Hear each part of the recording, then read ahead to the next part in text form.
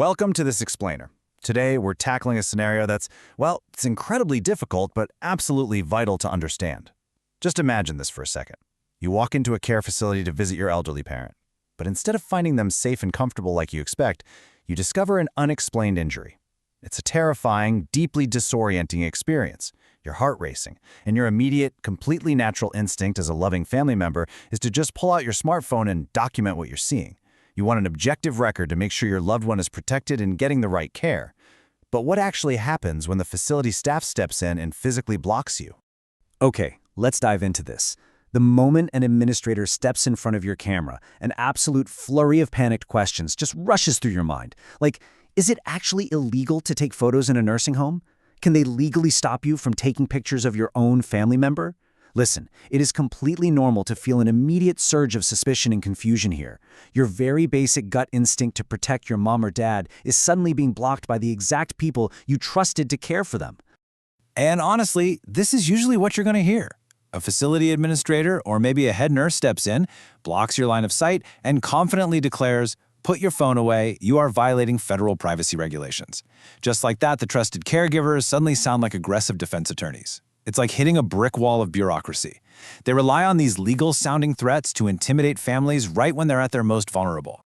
So here is our roadmap for navigating this chaotic situation together. First, the reality of the nursing home roadblock. Second, busting the HIPAA myth. Third, their real motivations. Fourth, your federal rights. Fifth, a strict documentation playbook. And finally, what to do if you're physically blocked. All right, Section 1, the nursing home roadblock. When you're dealing with the profound shock of discovering your parent has been hurt, we really aren't just talking about minor bumps here. Families frequently encounter severe, objective trauma. We're talking about deep, purplish bruises on the arms or open, weeping, stage 4 pressure injuries, bed sores on the lower back, or maybe severe lacerations resulting from an unmonitored fall.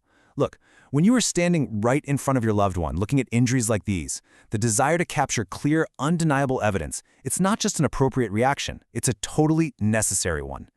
Which brings us to Section 2, busting the HIPAA myth. Now, what's really interesting about this slide is how directly it attacks the false legal threats facilities use. To fight back, we have to look at the word facilities literally always throw at you, HIPAA. Well, here is the absolute truth. The Health Insurance Portability and Accountability Act applies exclusively to what the law calls a covered entity. This strictly restricts healthcare providers, doctors, nurses, and billing agencies. It dictates how they have to handle private medical records. It does absolutely not apply to you as a private citizen. You're a family member. You might even be their designated legal guardian or hold a healthcare power of attorney. You are simply not governed by the federal data sharing rules that corporate compliance officers try to weaponize against you like a corporate shield. So, the corporate myth they push is that HIPAA somehow completely bans family photos of loved ones. But the legal reality? It's entirely different. HIPAA does not restrict private citizens from documenting their own family member's physical condition. Unless your photography somehow exposes the private medical info or the physical body of another resident in a shared room, the facility is completely misapplying federal law when they claim you're committing a HIPAA violation just by photographing your own parent. Moving right along to Section 3, why facilities stop you. If federal privacy rules don't actually ban you from taking photos of your mom or dad, why in the world do facilities fight so aggressively to stop you? Honestly, it's all about controlling the narrative. Think about it. If a facility stops your camera, the only physical record of the injury lives in their internal paperwork. They can use sanitized medical jargon to minimize a deep, horrific wound into just a minor skin tear. Conversely, a high-resolution digital photo, that is the objective, undeniable truth. A corporate defense attorney can easily hire experts to argue against a paper chart, but they literally cannot argue against a clear, time-stamped digital photograph of a bone-deep bed sore. By delaying your photos, they're trapping you in a he said, she said scenario while the bruises fade and the tissue changes. Let's look at Section 4, your federal privacy rights. So the crucial point is establishing your loved one's true legal autonomy. Because, believe it or not, the law is actually on your side here. Listen, nursing home residents do not surrender their basic civil rights the moment they move into long-term care. Federal guidelines established by the Centers for Medicare and Medicaid Services, specifically 42 CFR Section 483.10e, grant residents an explicit right to personal privacy. And here is the real kicker. That right belongs strictly to the resident, not the facility. If a resident consents to having their injuries photographed by their child, or if you, as their legal representative or POA, consent on their behalf, well, a corporate policy simply cannot override those federal resident rights. All right, Section 5, the Documentation Playbook. Grab a pen because we're shifting from understanding the law to actively building a legally bulletproof case. Now that you know your rights, you really have to act methodically to avoid giving the facility any legitimate excuse to claim a privacy violation. Here's your strict safety checklist. First, secure consent, either verbally from a cognitively intact parent or through your authority as POA. Second, if it's a semi-private room, make sure you completely draw the privacy curtains. Third, strictly avoid capturing nursing home staff, doctors, or other residents in your frame. Keep the focus entirely on your parent. And fourth, make sure to turn on your smartphone's metadata settings so your photos have permanent location, date, and timestamps embedded right in them. When you're actually documenting the injury, you want to strictly follow the 3-distance rule. Step 1 is the context shot. Take a medium-range photo showing exactly where the injury is located on the body. Step 2 is the detail shot. Get a close-up showing the depth, the color, and the texture of the skin. Step 3, and this brilliantly illustrates why this works so well, is the scale shot. Place a common object like a coin, a pen, or a small ruler right next to the wound. In nursing home environments, wound progression is measured in centimeters, so establishing scale is absolutely vital for medical experts later down the line. Finally, Section 6. What if you're blocked?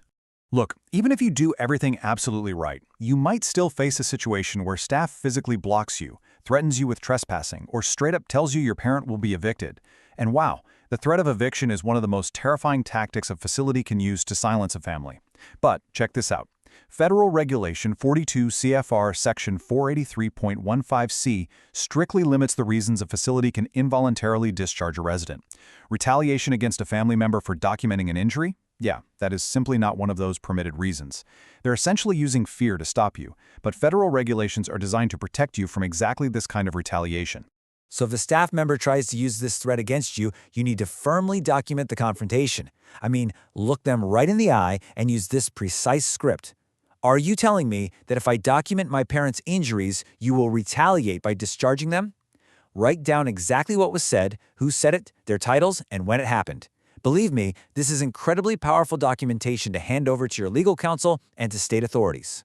Let's move to these escalation steps and see how this builds into an immediate action plan. If you are actively blocked, your safety and your parents' safety have to come first. Stay calm and absolutely do not get into a physical confrontation. If it's permitted by law in your state, go ahead and record audio or video of the interaction itself. Note everyone's name down. Then take immediate actionable steps. Report the behavior to state regulators immediately, for instance by filing an emergency complaint with the Indiana Department of Health at 1-800-246-8909. And critically, secure a specialized legal team.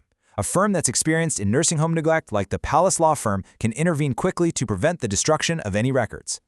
We're going to wrap up this explainer with one final, incredibly important thought. If you find yourself in a room looking at your injured parent, and the facility staff is fighting tooth and nail, threatening eviction, and misquoting federal law just to prevent you from taking a single picture, what exactly are they afraid the truth will reveal?